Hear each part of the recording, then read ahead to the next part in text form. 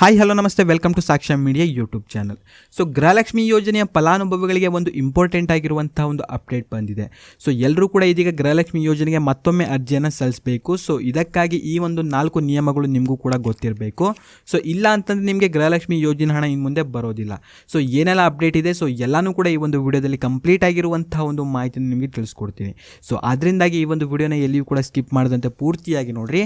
ಚಾನಲ್ನ ಇನ್ನೂ ಕೂಡ ಸಬ್ಸ್ಕ್ರೈಬ್ ಮಾಡ್ಕೊಳ್ಳಿಲ್ಲ ಅಂತಂದರೆ ಸಬ್ಸ್ಕ್ರೈಬ್ ಮಾಡ್ಕೊಳ್ಳಿ, ಜೊತೆಗೆ ಒಂದು ವಿಡಿಯೋನ ನೀವು ಲೈಕ್ ಮಾಡಿಕೊಂಡು ಸಪೋರ್ಟ್ ಮಾಡಿರಿ. ಸೊ ಬನ್ನಿ ವಿಡಿಯೋನ ಶುರು ಮಾಡುವ. ಕಾಂಗ್ರೆಸ್ನ 5 ಗ್ಯಾರಂಟಿ ಯೋಜನೆಗಳಲ್ಲಿ ಗೃಹಲಕ್ಷ್ಮಿ ಯೋಜನೆಯು ಕೂಡ ಒಂದು. ಈ ಒಂದು ಯೋಜನೆಯ ಮೂಲಕ ಮನೆ ಯಜಮಾನಿಗೆ ಪ್ರತಿ ತಿಂಗಳು ಇಲ್ಲಿ 2,000 ರೂಪಾಯಿಗಳು ಹಾಗೆ ಸಿಗ್ತಾ ಹೋಗುತ್ತೆ. ಇಲ್ಲಿಯವರೆಗೆ ಟೋಟಲ್ ಆಗಿ 30ನೇ ಕಂತಿನವರೆಗೂ ಕೂಡ ಗೃಹಲಕ್ಷ್ಮಿ ಯೋಜನೆ ಹಣವನ್ನು ನೀಡಲಾಗಿತ್ತು. ಆದರೆ ಇದೀಗ ನೂತನ ಮುಖ್ಯಮಂತ್ರಿಯಾಗಿ DK ಶಿವಕುಮಾರ್ ಅವರು ಆದ ನಂತರ ಇದೀಗ ಮತ್ತೊಮ್ಮೆ ಗೃಹಲಕ್ಷ್ಮಿ ಯೋಜನೆಗೆ ಅರ್ಜಿಯನ್ನು ಸಲ್ಲಿಸಲಿಕ್ಕೆ ಹೇಳಿದ್ದಾರೆ. ಸೊ ಇನ್ನು ಮುಂದೆ ನಿಮಗೆ ಗೃಹಲಕ್ಷ್ಮಿ ಯೋಜನೆ ಹಣ ಬೇಕು ಅಂತಂದರೆ ಸೊ ಮತ್ತೊಮ್ಮೆ ನೀವು ಇಲ್ಲಿ ಅರ್ಜಿಯನ್ನು ಸಲ್ಲಿಸಬೇಕು. ಆ್ಯಂಡ್ ಇದರ ಜೊತೆಗೆ ಇದೀಗ 4 ಹೊಸ ನಿಯಮಗಳು ಕೂಡ ಬಂದಿದೆ. ಸೊ ಯಾವ್ದು ಎಂಬುದನ್ನು ಇಲ್ಲಿ ನೋಡ್ತಾ ಹೋದರೆ, ಸೊ ಮೊದಲೇದಾಗಿ ಬಂದ್ಬಿಟ್ಟು ಒಂದು ರೇಷನ್ ಕಾರ್ಡ್ಗೆ ಇದೀಗ ಒಂದೇ ಅರ್ಜಿಯನ್ನು ಮಾತ್ರ ಸಲ್ಲಿಸ್ಬೋದು. ಸೊ ತುಂಬ ಜನ ಒಂದೇ ರೇಷನ್ ಕಾರ್ಡ್ನ ಮೂಲಕ ಸೊ 2 ಫಲಾನುಭವಿಗಳಿದ್ರು. ಸೊ ಅಂಥವ್ರಿಗೆ ಇನ್ನು ಮುಂದೆ ಗೃಹಲಕ್ಷ್ಮಿ ಯೋಜನೆ ಹಣ ಬರೋದಿಲ್ಲ. ಸೊ ಒಂದೇ ರೇಷನ್ ಕಾರ್ಡ್ಗೆ ಸೊ ಒಂದೇ ಅರ್ಜಿಯನ್ನು ಮಾತ್ರ ಇಲ್ಲಿ ಸಲ್ಲಿಸ್ಬೋದು.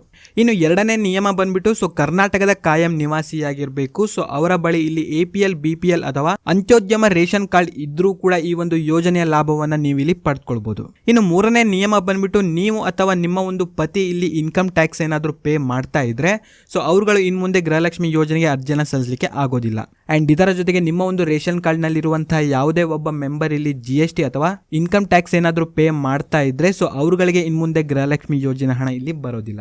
ಇನ್ನು 4ನೇ ನಿಯಮ ಬಂದ್ಬಿಟ್ಟು ಒಂದೇ ಮನೆಯಲ್ಲಿ 2 ರೇಷನ್ ಕಾರ್ಡ್ ಇದ್ಕೊಂಡು ಸೊ 2 ಜನ ಫಲಾನುಭವಿಗಳು ಇದ್ರೆ ಸೊ ಅದು ಕೂಡ ಕ್ಯಾನ್ಸಲ್ ಆಗಿಬಿಟ್ಟು ಕೇವಲ ಒಬ್ಬರಿಗೆ ಮಾತ್ರ ಈ ಒಂದು ಗೃಹಲಕ್ಷ್ಮಿ ಯೋಜನೆ ಹಣ ಸಿಗುತ್ತೆ. ಸೊ ಈ ರೀತಿಯ ಕೆಲವೊಂದು ನಿಯಮಗಳನ್ನ ಇಲ್ಲಿ ಆಡ್ ಮಾಡಿದ್ದಾರೆ.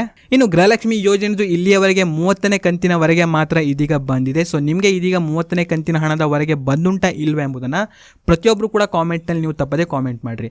ಇನ್ನು 31 ಹಾಗೂ 32ನೇ ಕಂತಿನ ಬಗ್ಗೆ ಸೊ ಮುಂದಿನ ದಿನಗಳಲ್ಲಿ ಅಪ್ಡೇಟ್ ಬಂತು ಅಂತಂದರೆ ನಮ್ಮೊಂದು ಚಾನಲಲ್ಲಿ ನಿಮಗೆ ಅಪ್ಡೇಟನ್ನು ಮಾಡಿ ತಿಳಿಸ್ಕೊಡ್ತೀವಿ. ಸೊ ನಮ್ಮ ಒಂದು ಯೂಟ್ಯೂಬ್ ಚಾನಲ್ ನೀವು ಕೂಡ ಸಬ್ಸ್ಕ್ರೈಬ್ ಮಾಡ್ಕೊಳ್ಳಿ.